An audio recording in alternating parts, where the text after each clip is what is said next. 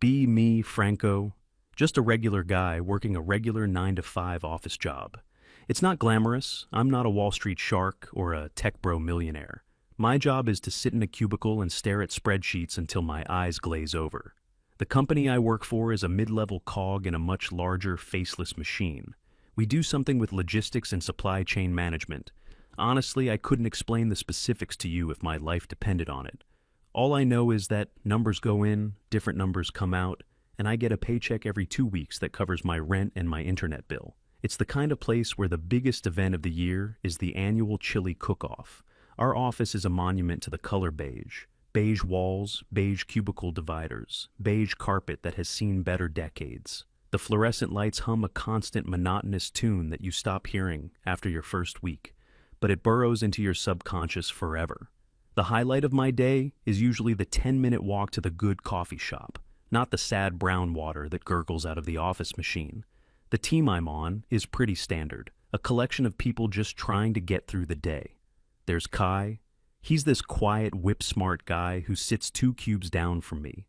He doesn't say much, but when he does, it's usually something that cuts right to the heart of a problem. He's the type to notice a tiny flaw in a system that everyone else has missed for years.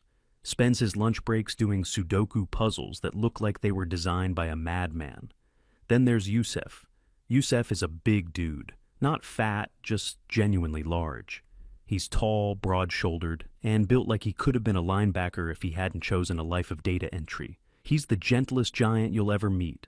Always smiling, always willing to help you move a heavy box of printer paper. The office is clearly not designed for a guy his size. His knees are permanently jammed against the underside of his desk. The standard issue office chair groans in protest every time he sits down, looking more like a stool than a proper seat. For him, sitting comfortably is a geometric impossibility. His legs just have to go somewhere. The rest of us are just a mix of personalities. We get along. There's a sort of unspoken truce in our little corner of the building. No loud phone calls, no microwaving fish in the break room, and no talking about politics or religion. It worked. We had a peaceful, if boring, existence. This delicate ecosystem was functioning perfectly fine for years. Then she arrived. The email landed in our inboxes on a Monday morning.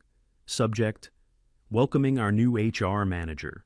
It was accompanied by a slightly blurry, overly enthusiastic headshot of a woman named Serena.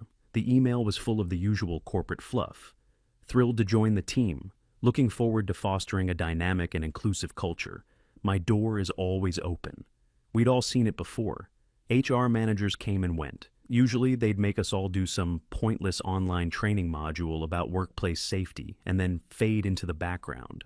We figured this would be no different. We were wrong. Serena was different. She was young, maybe late 20s, and had the kind of relentless energy that's exhausting to be around. She walked through the office like she was on a mission to discover problems. Armed with a clipboard and a smile that never quite reached her eyes, she would just observe. It was unsettling. You'd be deep in a spreadsheet and suddenly feel a presence behind you. You'd turn around, and there she'd be, jotting down a note before giving you that bright, empty smile and moving on. Her first week, she sent out 3 company-wide surveys. How can we improve your workplace experience? What does an ideal office culture look like to you? Anonymous feedback on interdepartmental synergy. Most of us just clicked random bubbles to get the pop-up to go away. A week later, the first changes started. The decent coffee in the break room was replaced with a new brand. It was organic, fair trade, single origin, and tasted like burnt dirt. An email from Serena explained this was part of a new wellness initiative. The old plastic plants were replaced with real ones that required watering. Another email explained this was to improve air quality and employee morale. Within 2 weeks, all the plants were brown and wilting because no one remembered to water them. These were minor annoyances, but they were a sign of things to come.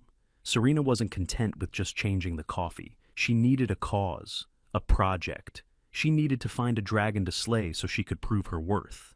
And in our quiet, beige, dragon-free office, she decided she would have to invent one. The rumblings started subtly. An email went out with the subject, Mindful Mondays Creating Shared Spaces. It was a newsletter-style email with links to articles. The psychology of personal space in the workplace. Are you a space invader? How to practice situational awareness. It was all very vague and passive-aggressive. I remember Kai reading it, letting out a quiet sigh, and just shaking his head. He saw it coming before any of us. A few of us talked about it by the now terrible coffee machine. The consensus was that it was just more corporate nonsense that would eventually blow over. We drastically underestimated her ambition. The following week, it happened. We all received a calendar invite for a mandatory, department-wide meeting. Title: Policy Update and Inclusivity Seminar. Location: Conference Room B. Attendance was required, no exceptions. A collective groan rippled through the cubicle farm. A mandatory meeting with HR is never good news. It either means layoffs or some new, inconvenient policy. We all filed into the conference room at the appointed time. The air in that room is always stale, a mix of old coffee and quiet desperation. Serena was standing at the front, next to a projector screen, radiating an almost disturbing level of excitement. She was about to have her moment. "Thank you all for coming," she began, her voice ringing with false cheerfulness. "I've been doing a lot of observing and listening since I joined the team." "Oh, we know," we thought in unison. "And I've identified an area where we can make a significant positive impact on our workplace environment, ensuring it feels safe and welcoming for everyone." She clicked a button and the projector flickered to life. The first slide was just the company logo and the title of her presentation, Project SPACE, Safe, Productive, and Considerate Environment. She had come up with an acronym. It was serious. She spent the next 10 minutes talking in circles, using every corporate buzzword in the book. She spoke of unconscious bias, nonverbal communication, and microaggressions. It was a masterclass in saying absolutely nothing while using a lot of words. I could feel my brain starting to shut down. I glanced around the room. Most of the guys looked bored or confused. Youssef, in his too small chair, just looked uncomfortable. Some of the women looked like they were trying to solve a complex math problem in their heads. Others looked like they were trying not to laugh. Then, Serena clicked to the next slide. It was a diagram. A cartoonish, gender-neutral figure was shown sitting in a chair in two different ways. One was labeled closed posture. The figure was sitting with its knees and ankles tightly together. The other was labeled dominance posture. The figure was sitting with its knees spread apart. A giant red X was plastered over the dominance posture image. A knot of dread started to form in my stomach. "One of the most common forms of nonverbal territorialism in a professional setting," Serena announced, her voice filled with the gravity of a surgeon announcing a diagnosis, "is something called manspreading." A few people shifted uncomfortably in their seats. The word just hung there in the stale air. It felt ridiculous. "This is the practice of sitting with legs wide apart, thereby encroaching on the personal space of others," she explained. "While often unconscious, it can make colleagues feel intimidated, uncomfortable, and disrespected. It's a subtle assertion of dominance that has no place in a modern, collaborative workspace." She clicked again. A new slide appeared. This one was all text, bullet points outlining the new zero-tolerance seated posture policy. My eyes scanned the words, but my brain refused to process them. All employees are required to maintain a seated posture with their knees no further than shoulder width apart. In shared spaces, such as meeting rooms and the break room, a closed knee posture is to be considered the standard of professional conduct. Failure to adhere to this policy will result in a verbal warning, followed by a written warning, and may be subject to further disciplinary action. This was real. This was actually happening. She was creating a formal, written policy about how we were allowed to sit in a chair. I looked over at Youssef. His face was a mixture of disbelief and genuine panic. For him, sitting with his knees together wasn't just uncomfortable, it was a physical challenge. He was already doing his best to fold his large frame into the tiny chair. This new rule was asking the impossible. Serena continued, oblivious to the wave of stunned silence that had washed over the room. She talked about how this new policy would lead to a more harmonious and respectful environment, how it would empower people to feel more comfortable in their shared spaces. She was genuinely proud of herself. She believed she was doing something important. She finally finished her speech. "Are there any questions?" she asked, with that same bright, unwavering smile. No one said a word. What could we even say? How do you begin to argue against something so completely and utterly absurd without sounding like a child? Any objection would just be twisted. If we complained, we'd be accused of being defensive, of not caring about our colleagues' comfort, of embodying the very toxic masculinity she was trying to fight. She had created a perfect trap. The silence stretched on for an awkwardly long time. "Great," Serena finally chirped, clapping her hands together. "I'm so glad we're all on the same page. I'll be sending out a formal memo later today, and new posters will be going up around the office to remind everyone of our commitment to Project SPACE." The meeting was dismissed. We all filed out of the conference room like we were in a trance. A low murmur started as soon as the door closed behind us. Disbelief, anger, ridicule. It felt like a prank, but the earnestness on Serena's face told us it was all too real. We gathered in small pockets back in the cubicle farm, speaking in hushed tones. "Is she serious?" They can't actually enforce that, can they? What are we supposed to do? Get out a ruler every time we sit down? Yusuf just went back to his desk, looking defeated. He sat down and consciously tried to squeeze his knees together. The look of physical strain on his face was painful to watch. I walked over to Kai's cubicle. He was just sitting there, slowly spinning a pen between his fingers, a thoughtful expression on his face. He wasn't angry like the rest of us. He looked analytical. "This is insane," I said, keeping my voice down. He didn't look up. He just kept spinning the pen. "It's not about insanity, Franco," he said quietly. "It's about metrics." "What are you talking about?" He finally stopped the pen and looked at me. "She's new. She needs to prove her value. She needs to show her bosses that she is an agent of change. So she invents a problem, creates a policy to solve it, and then she'll collect data to show how effective she's been." He was right. It wasn't about comfort or respect.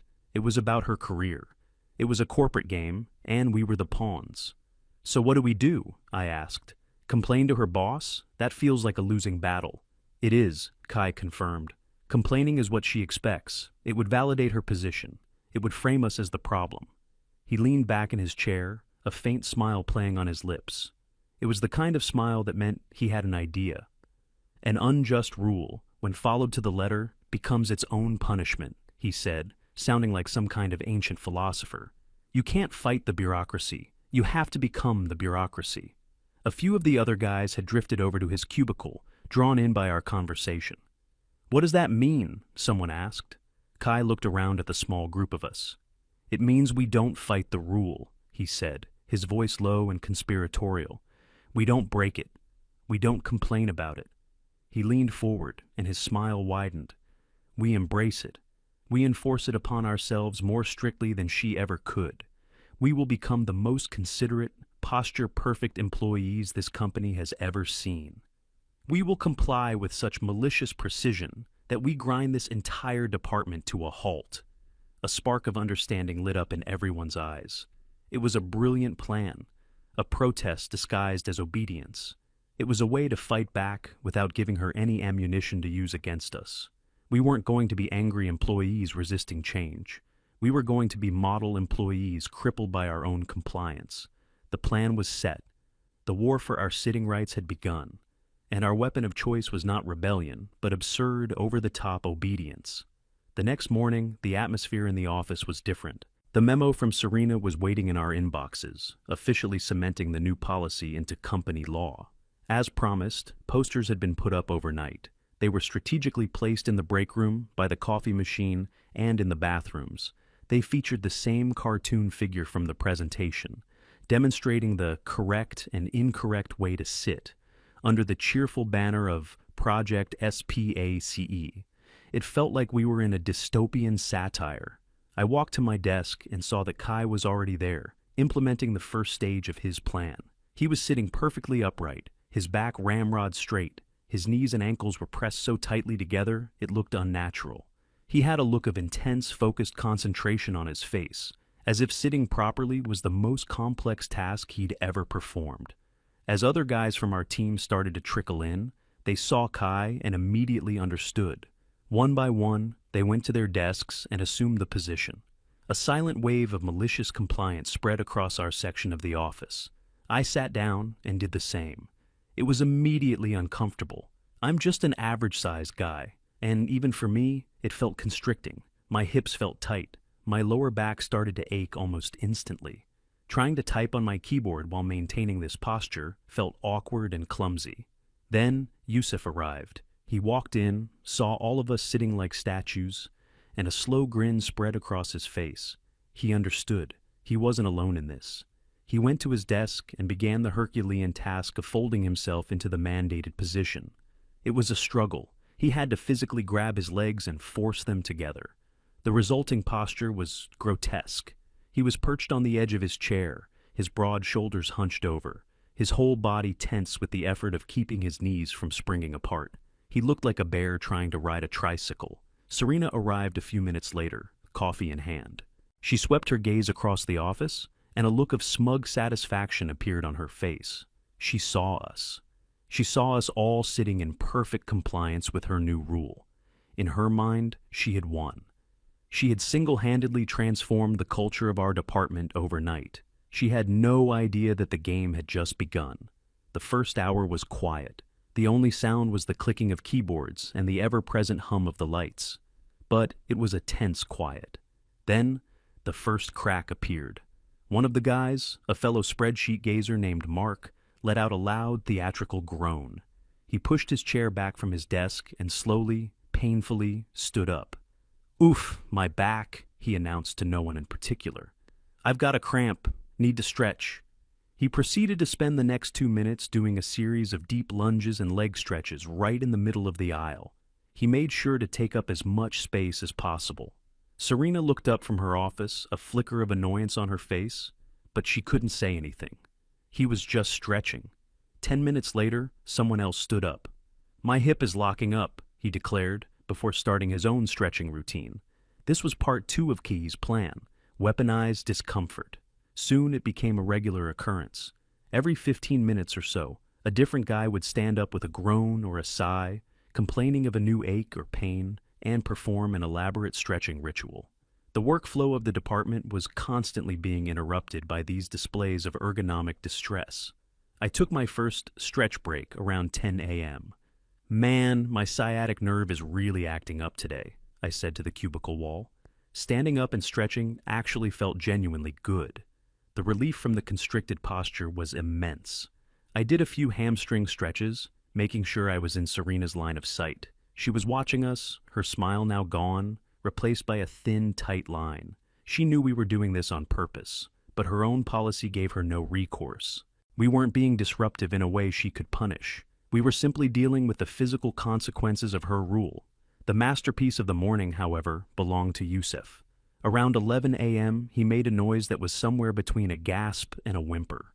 "I can't feel my left leg," he said, his voice laced with genuine-sounding concern. He stood up, but his leg buckled beneath him. He stumbled dramatically, catching himself on his cubicle wall. "It's completely asleep," he exclaimed, loud enough for the whole office to hear. He then spent the next 5 minutes stomping his foot on the ground and shaking his leg violently, trying to get the blood flowing again. It was a brilliant piece of theater. Several of our female colleagues, who had been watching this whole saga with a sort of detached amusement, were now openly struggling not to laugh. They knew exactly what was happening. They weren't part of it, but they weren't siding with Serena either. They were just spectators enjoying the show. The productivity of our department for that morning was probably close to zero. It was a constant cycle of sitting uncomfortably, groaning, and then getting up to stretch. The synchronized performance was beautiful in its absurdity. The day was just getting started. Kai had more planned for the afternoon. We were about to escalate things. The lunch break felt like a council of war. We all sat in the break room, consciously spreading our legs as wide as we possibly could, savoring the temporary freedom. Yusuf looked like a new man, color returning to his face. We didn't talk loudly about the plan, but there was a current of shared understanding.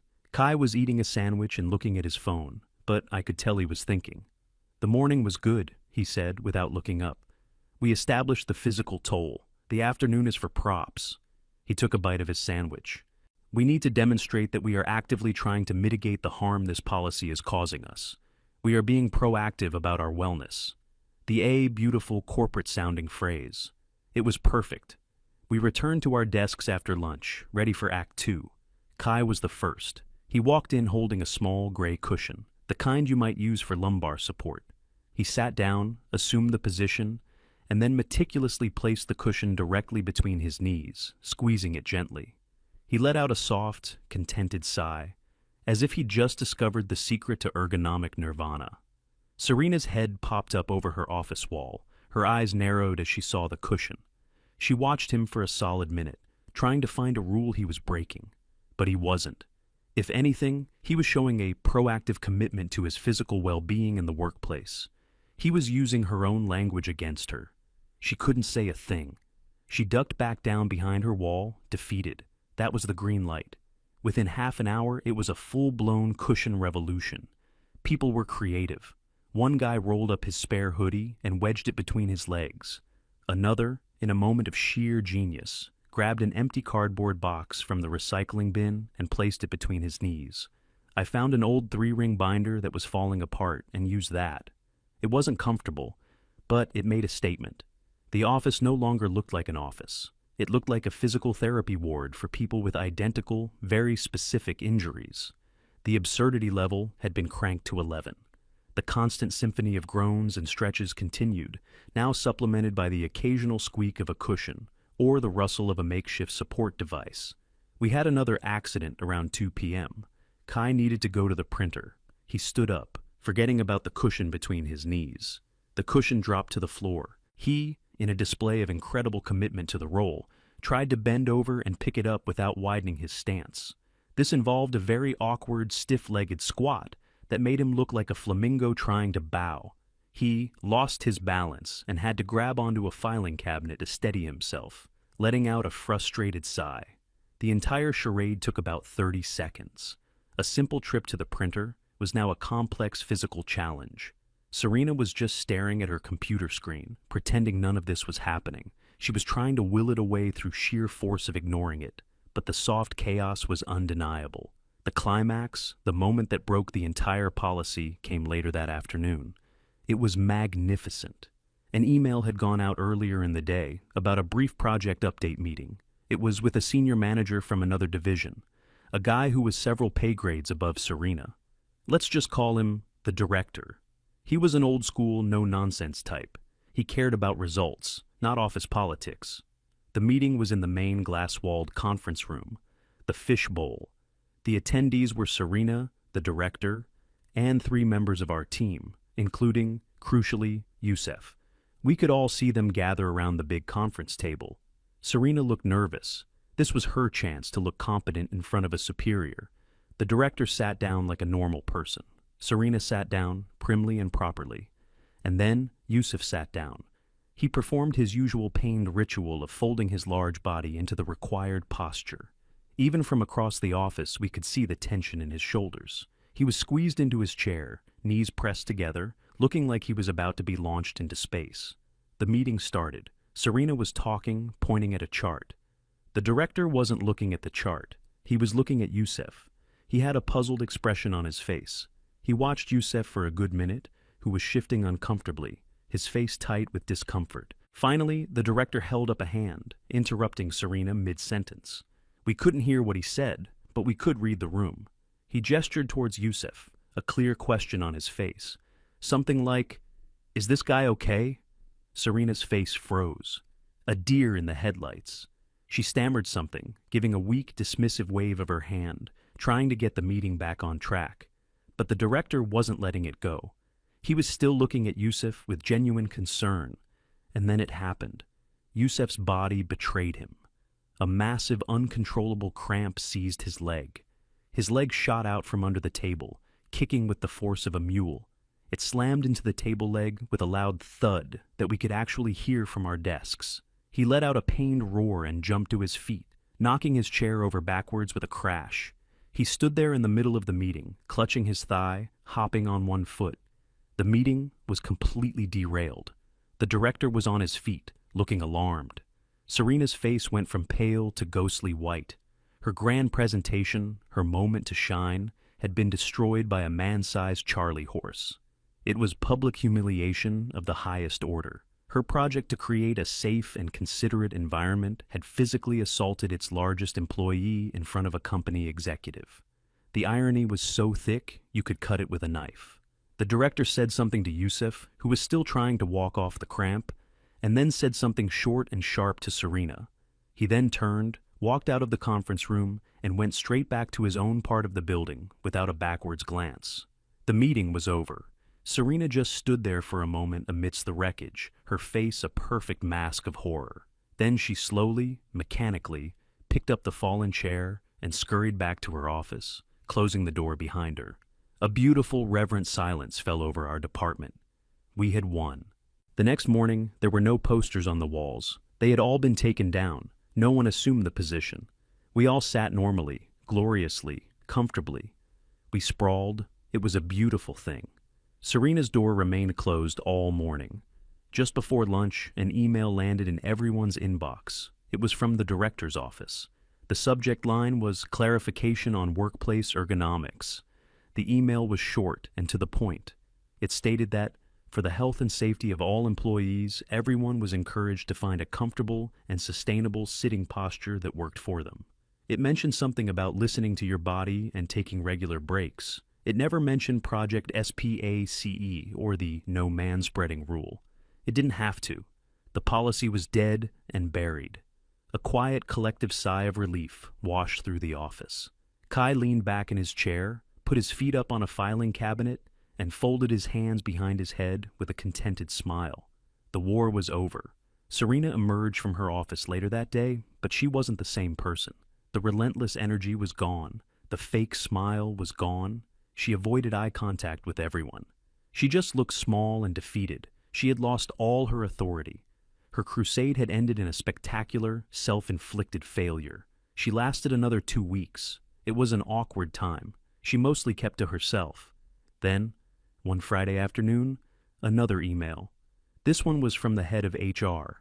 It announced that Serena had decided to pursue a new and exciting opportunity elsewhere. We all knew what that meant. And just like that, she was gone. Life in the office went back to normal. The beige walls seemed a little less oppressive, the hum of the lights a little less monotonous. We had faced down the absurdity of corporate activism, not with anger or protest, but with perfect absolute compliance. We showed them that the cure was infinitely worse than the non-existent disease. And I have never ever sat more comfortably at my desk.